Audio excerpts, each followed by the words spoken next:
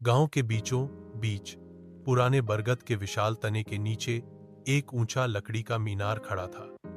उस पर एक घड़ी लगी थी जो पूरे गांव के लिए केवल समय बताने का साधन नहीं बल्कि जीवन का हिस्सा बन चुकी थी। उसकी टिक टिक और घंटियों में गांव की सांसें बसती थीं। सुबह होते ही जब सूरज की पहली किरण घड़ी पर पड़ती तो उसकी सुइयां हल्की सी खनक के साथ आगे बढ़ जाती, और जब शाम ढलती तो उसकी गूंज गांव की चौपाल, खेतों और पगडंडियों तक पहुंच जाती। बुजुर्ग अक्सर चौपाल पर बैठकर कहते, यह घड़ी हमारे पुरखों ने अंग्रेजों के जमाने में लगवाई थी।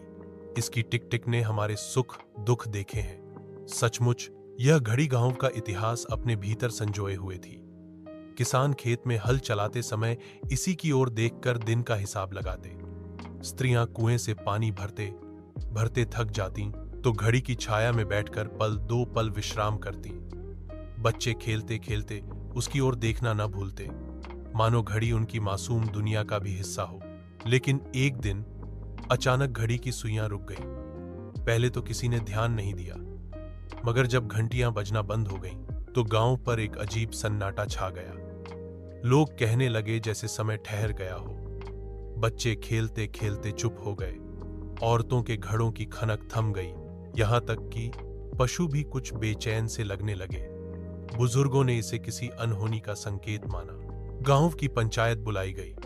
लंबे विचार विमर्श के बाद निर्णय हुआ कि यह घड़ी तभी चलेगी जब सब मिलकर अपनी आस्था और प्रार्थना उसमें डालेंगे।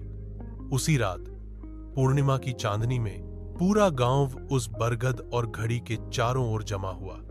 बच्चे, जवान, बुजुर्ग सब हाथ जोड़कर खड़े हो गए।